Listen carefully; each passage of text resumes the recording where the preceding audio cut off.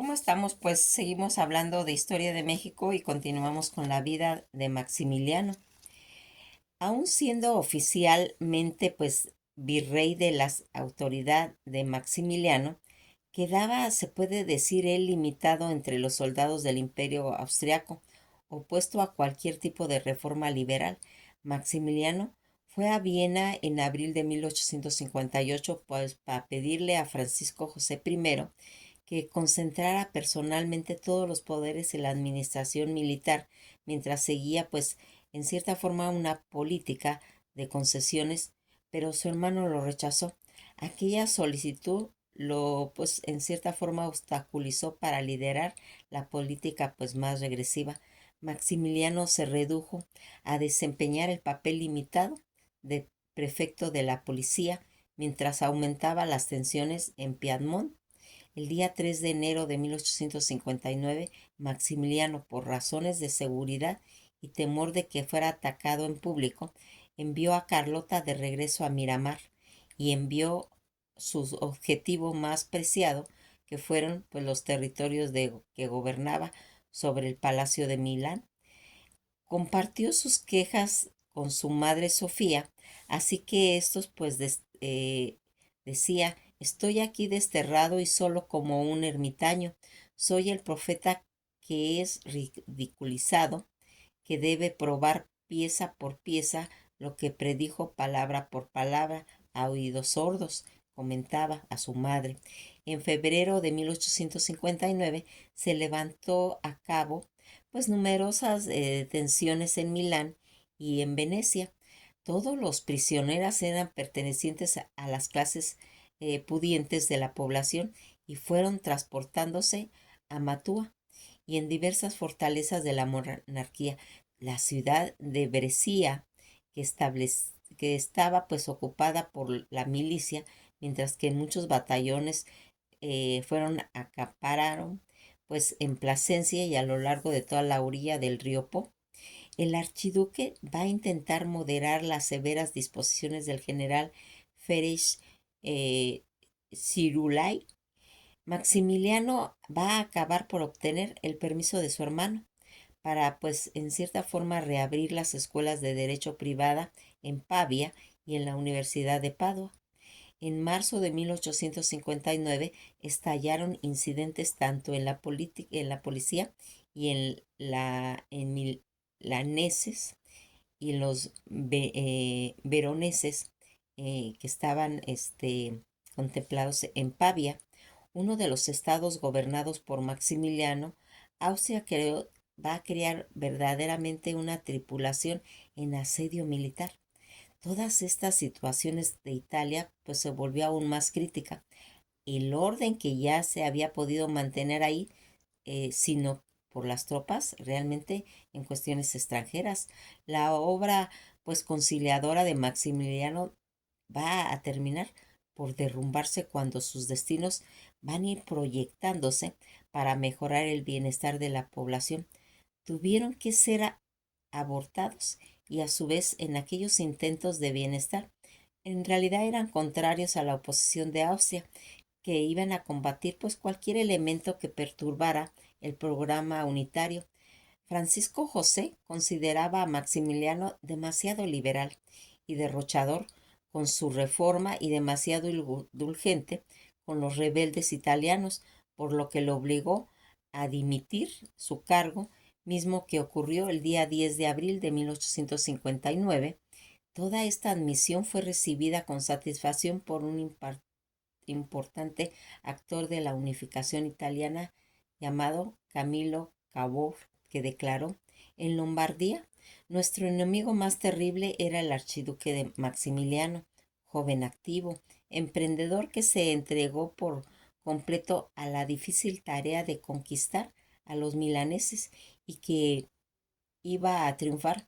Nunca las provincias tanto de Lombardía habían sido tan prósperas y tan bien administradas, gracias a Dios y al buen gobierno de Viena, que intervino y como de costumbre aprovechó sobre la marcha, oportunidad que, al cometer una locura de acto descortés, el más fatal para Austria y el más ventajoso para Piedmont, Lombardía ya no podrá escapar a nosotros. Eso comentó. Casi él en su exilio y conformación en el Segundo Imperio, el día 26 de abril de 1859, Austria va a declarar la guerra al rey de Cerdeña, Víctor Manuel II, siendo conocida posteriormente como la Segunda Guerra de Independencia Italiana o la Guerra Franco-Austriaca.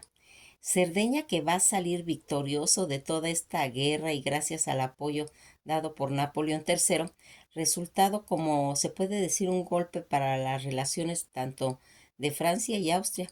Todo este conflicto que terminó con el Tratado de Villafranca, que sería el 11 de julio de 1859, y que volvió a administrar a Napoleón III y a Francisco José. En cuanto a Venecia, durante todo ese encuentro con Villafranca, Napoleón III va a proponer al emperador austriaco crear un reino veneciano independiente. Al frente se colocó nuevamente a Maximiliano y a Carlota, pero Francisco José se negó a la idea categóricamente, pues la buena relación franco-austriaca se volvió a conformar con el Tratado de Zúrich en noviembre de 1859 y por lo que se confirmaba pues toda esta extensión tanto de Lombardía y del reino de Cerdeña. A los 27 años, Maximiliano, el archiduque, ahora pues sin actividad se puede decir oficial y sin perspectivas reales, dejó Milán para retirarse a toda la costa dálmata, donde Carlota pues acababa de adquirir la isla de Locru y su convento. En ruinas rápidamente transformó la antigua abadía benedictina en el segundo hogar antes de poder pues mudarse al castillo de Miramar en la Navidad de 1860, donde el trabajo casi estaba ya terminado, mientras se encontraban pues los obreros aún haciendo trabajos del castillo. La pareja primero pues ocupó apartamento en la planta baja antes de poder hacerlo pues en el resto del castillo. Mientras tanto, Maximiliano y Carlota van a embarcar en un viaje a bordo del yate Fantasía que los llevaría a Madeiras en diciembre de 1859, el mismo lugar donde la princesa María Amelia de Brasil, ¿recuerdan la que murió? Que había muerto 6 años antes. Ahí Maximiliano fue presa pues de los lamentos, de la melancolía que él sentía por aquella mujer que había amado tanto. Vio con tristeza pues todo el valle de Marchico y la amable Santa Cruz, donde hacía 7 años pues había convivido pues momentos tan dulces, 7 años llenos de alegría, de fructíferos en prueba de su amarga desilusión, pero esa profunda melancolía que se apoderaba de mí, él comentaba, cuando comparaba las dos épocas. Hoy ya siento pues fatiga, mis hombros ya no son libres ni ligeros, tienden a soportar todo el peso del pasado amargo y el peso de aquí es donde murió la única hija del emperador Brasil, esa criatura consumada que dejó un mundo imperfecto como un puro ángel de luz para volver al cielo a su verdadera patria de ella. Todos estos sentimientos que guardaba, que escondía Maximiliano, mientras que Carlota se quedó sola en Fuchat. Durante 3 meses Maximiliano continuó con su propio peregrinar más allá de Madeiras, tras los pasos de la difunta princesa, primero en Bahía y luego en Río de Janeiro, finalmente en Espíritu Santo. Todo este viaje incluyó pues una estancia en la corte del emperador Pedro II y también presentó aspectos científicos y etnográficos, pues Maximiliano se embarcó de una aventura en la selva y visitas varias en todas esas plantaciones en las que consiguió pues la ayuda de su médico personal, Augusto von Hilek, aficionado a todas las cuestiones de ozonografía y especializado en el estudio de la patología infecciosa, de las patologías infecciosas como la malaria, Maximiliano durante todo este periodo pues va a recoger mucha información sobre el tema de la botánica, los ecosistemas y el método agrario. Además, pues cabe destacar que durante toda esa travesía vio los empleos de esclavos, el sistema de latifundistas que lo pues jugó realmente cruel y manchado de pecado. Cuanto a los sacerdotes le consideraron pues inmodestos y demasiado poderosos en el imperio, según él tuvo esa visión de los sacerdotes. A bordo ya del fantasía Maximiliano va a zarpar desde la costa brasileña hasta llegar a Fuchal, donde va a encontrarse nuevamente con Carlota para regresar a Europa, realizando una escala en Tetuán, Marruecos, en donde arribó el día 18 de marzo de 1860. Ya en Lucrum, Maximiliano dejó a su esposa pues deprimida y ahí mientras se escapó a Venecia nuevamente, en donde se sabe que le fue infiel, pero incluso en aquella vida lo cansó. Rápidamente transcurrieron los meses y Maximiliano va a regresar al castillo de Miramar, donde Carlota regresaría más tarde. Habitarían ya juntos ese lugar casi 4 años más. Carlota le pintó a su familia un retrato idílico,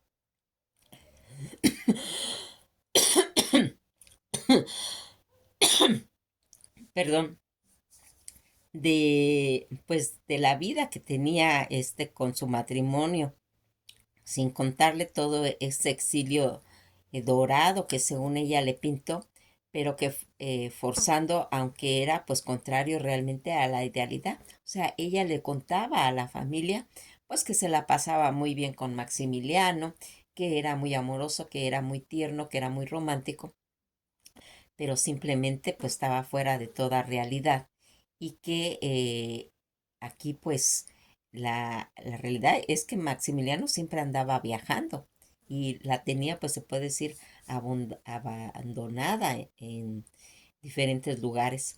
Toda esta situación en la que vamos viendo cómo Carlota va a ir haciendo ese retrato idílico en su matrimonio con todo ese exilio dorado, pero forzado, aunque era contrario a la realidad en lo que el alejamiento, mientras que su cónyuge era muy marcado en su vida marital, que se había reducido prácticamente pues ya a la nada. Contextos cuando él vaya a llegar, lejos de la desgastante vida marital de Maximiliano y Carlota en México, a lo largo del gobierno, Juan Álvarez, Ignacio Comonfort y Benito Juárez, que se habían expedido todo este concepto en relación ya a las leyes de reforma, pues a través de ella se suprimieron los fueros de la iglesia y el ejército, se decretó a la libertad de la imprenta y se desamortizaron todos los bienes eclesiásticos y las corporaciones civiles. También se prohibieron las observaciones parroquiales, se decretó la libertad de culto y se crió el registro civil. Se le arrebató a la iglesia el control del monopolio en cuestión de matrimonios y de funciones. Dichas leyes polarizaron la sociedad mexicana. Toda esta situación que se desbordó cuando se inició, pues toda esta guerra de reforma que fue desde 1858 hasta 1861, que tuvo ese enfrentamiento de los liberales encabezados por Benito Juárez y los conservadores encabezados por Félix María Zuluaga. Por último, pues quería mantener en cierta forma todos esos privilegios y a finales los liberales ganaron la guerra, pero las grandes terratenientes en apoyo al bando conservador pidieron ayuda a Europa. En Francia, Napoleón III, drogado por las ambiciones imperialistas, decidió intervenir en la política mexicana, aprovechando la guerra de secesión, que sería de 1861 a 1865, que garantizó a Estados Unidos con el pretexto de obtener el reembolso de una deuda que el gobierno de Juárez había suspendido por falta de recursos. Francia va a ratificar el día 31 de octubre de 1861 en el Convenio de Londres aquel tratado contrario a la doctrina Monroe, en la que condenaba cualquier intervención europea en los asuntos de las Américas. Construyó el preludio de la intervención mexicana y en la que Francia se alió junto con a los españoles y a los ingleses. Después de la partida de ambos aliados, en abril de 1862, Francia decidió quedarse y nutrió al ambicioso plan de la ocupación del país para que se convirtiera pues en una nación industrializada que convirtiera a Estados Unidos. Las tropas francesas no se tardaron en desembarcar en Veracruz y al poco tiempo van a tomar Puebla en mayo de 1863, que abrió el camino del Valle de México y que finalmente al mando del general Federico Forle y Franco, archiduque de Bazaine, ocupó la Ciudad de México en junio del mismo año. Todo este objetivo de Napoleón III, en el que México fue un protectorado, fuera, o sea, Napoleón III tenía la ilusión de que México se convirtiera en protectorado francés. Si México se volvió teóricamente independiente y pronto se dotaba de un soberano que llevase el título de emperador, todo lo que concernía en pues política exterior, el ejército y la defensa podía ser administrado por los franceses. Además, Francia se convertiría en el principal socio comercial del país, favorecida para la inversión, compras de materiales primas y otros productos importados. Francia va a intensificar el envío de colonos, en particular oriundos de Barcelona y al valle de Umbaye en los Alpes y Alta Provenza para ir fortaleciendo la presencia pues de ese suelo mexicano. Todas las elecciones del nuevo emperador en cuestiones de todo este territorio francés, Napoleón III va a planear ofrecer la corona imperial mexicana a Maximiliano, que conocía pues personalmente y cuyas cualidades apreciaba mucho. Esta estima era recíproca, ya que se habían pues demostrado en sus visitas a París en 1856. En julio de 1862, Napoleón III citó directamente al nombre de archiduque Maximiliano como candidato, y especialmente por él, que ya estaba familiarizado con las Américas por sus anteriores visitas en el Imperio de Brasil, la única gran monarquía en el continente en esa época.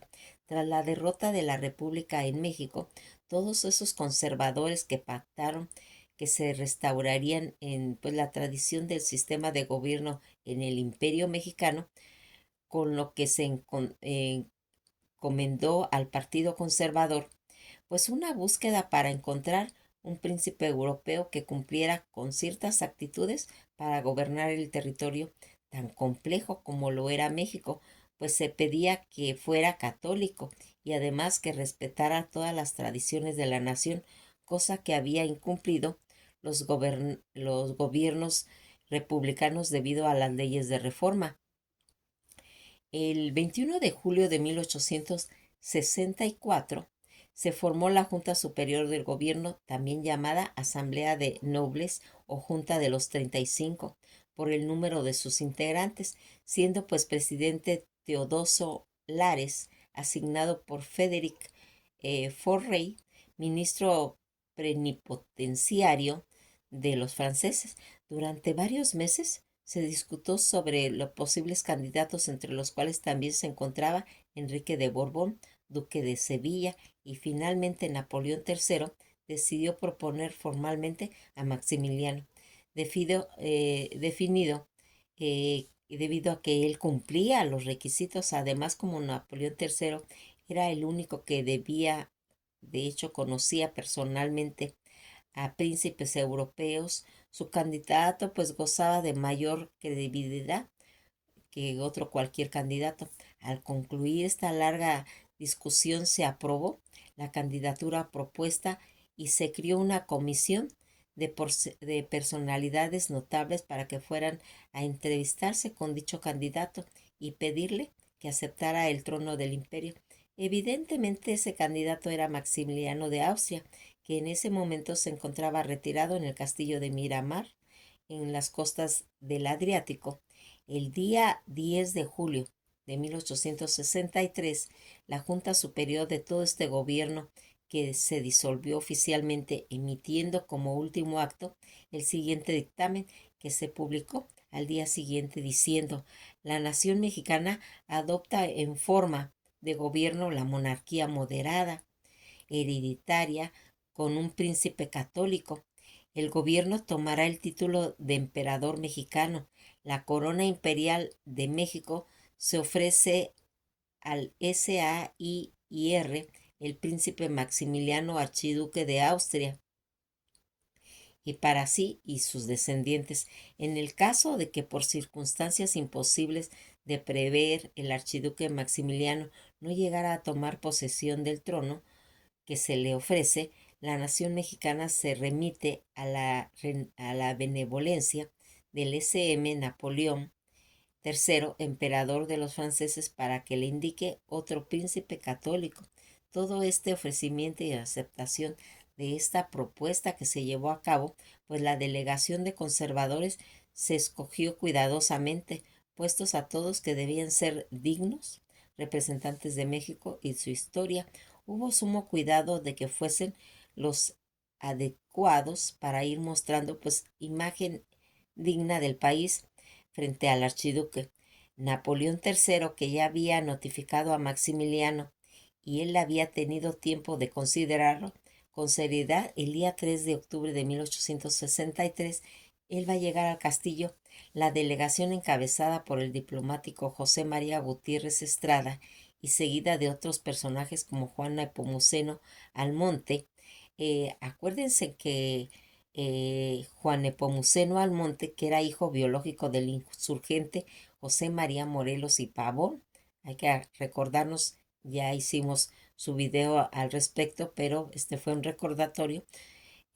José Pablo Martínez del Río, Antonio Escandón, Tomás Murphy y Alegría, Adrián Wall, Ignacio Aguilar Marocho, Joaquín Velázquez de León, Francisco Javier Miranda, José Manuel Hidalgo Escanaurizar y Ángel Iglesias como secretario. Todos ellos al frente de todos estos diputación. Gutiérrez Estrada afirmó ser el portavoz de la asamblea de aquel notable que se reunirían en la Ciudad de México el día 3 de julio. Maximiliano respondió oficialmente: es halagador para nuestra casa que los ojos de sus compatriotas se hayan vuelto hacia la familia de Carlos V en cuanto se pronunció la palabra de monarquía, y sin embargo reconozco en perfecto acuerdo que el SM, el emperador de Francia, cuya iniciativa permitió la regeneración de su hermosa patria, la monarquía, no podía establecerse ahí sobre una base legítima y perfectamente sólida, solo si toda la nación expresara su voluntad. Llegó a ratificar el deseo de la capital. Por tanto, en el resultado de los votos y la generalidad del país, que debo hacer, pues depender en primer lugar la aceptación del trono que se me ofrece, comentó él. Maximiliano, por lo tanto, posteriormente va a postergar las cosas ante la aceptación de las proposiciones, aconsejado por su propio suegro, Leopoldo I. Maximiliano exigió la celebración de un referéndum popular acompañado pues de garantías sobre el apoyo financiero y militar de Francia. Ya en marzo de 1864, Maximiliano y Carlota van a viajar a París, donde el emperador Napoleón III y la emperatriz Eugenia le dieron una cálida bienvenida, pues para animarlo a aceptar el trono de México. El emperador se prometió a mantener 20,000 soldados franceses en México hasta 1867. Maximiliano contrajo frente a Napoleón III una obligación de 500 millones de pesos mexicanos, equivalentes en ese momento a 2.500 millones de francos de oro. destinado pues a subsidiar todo este proyecto cuando reinara en México, en cuanto el rey Leopoldo prometió pues enviar una fuerza expedicionaria belga a México pues para en cierta forma apoyarlo. El mismo mes más tarde Maximiliano fue a Viena a visitar a su hermano Francisco José I, quien le pidió que firmara un pacto familiar que lo obligaba a renunciar para él y a sus descendientes los derechos a la corona austriaca y una posible herencia, así como su patrimonio, muebles e inmuebles en Austria. De lo contrario, no podría reinar en México. Maximiliano pues intentó agregar una cláusula secreta que le permitía que en el caso de que falle en México, podría recuperar los derechos familiares si ingresara a Austria.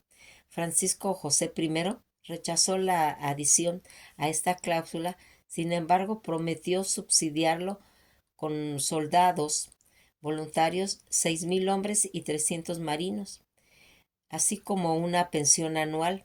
Los padres de los dos intentaron, pues en vano, influir con la decisión de Francisco José I, más sin embargo, acompañado de sus hermanos Carlos Luis y Víctor, así como por otros 5 archiduques adignatarios del Imperio Austriaco, Francisco José I aterrizó en el castillo de Miramar porque Maximiliano finalmente resolvió aceptar las severas condiciones impuestas por su hermano, desanimándolo por estos drásticos requisitos. Maximiliano, pues él consideró dejar de ir a México. Sin embargo, después de una larga y muy violenta discusión entre los dos hermanos, Francisco José I y Maximiliano firmaron el pacto familiar deseado el día 9 de abril de 1864, aunque se dejaron en el andén la estación, se abrazaron pues con gran emoción, como suelen hacer todos los conceptos en realidad de las despedidas familiares, en la que pues vamos a ir viendo toda esta situación en la que se va a ir mencionando, en la que comentaba el archiduque Fernando Maximiliano renuncia, así decía el documento, renuncia por su augusta persona y en su nombre a sus descendientes y decisiones del imperio de la corona de Austria, y así como a los reinos y el país que él pues depende sin excepción alguna, y a favor de todos los demás miembros que se hallen en actitud pues de suceder en línea masculina en la casa de Austria y en su descendencia como varón y varón, de manera que cualquier tiempo que exigiera solo un archiduque o sus descendientes varones, aunque los más lejanos, llamados a ocupar el trono en virtud las leyes que establece el orden y toda esta sucesión en la casa imperial, particularmente en virtud de los estatutos familiares firmado por el emperador Carlos VI el día 19 de agosto de 1713 con el nombre de Pragmatic-Sación, así como los estatutos de la familia promulgada el día 3 de febrero de 1839 por el SM, el emperador Fernando imperial y sus descendientes, ni nadie de sus representantes ni ningún tipo puede alegar menor derecho de la sucesión referida. Fue el documento que le hicieron firmar. Pues nos quedamos hasta aquí porque ya viene todo lo que es referente al camino que va a ir haciendo hacia México al día siguiente, que sería 10 de abril de 1864.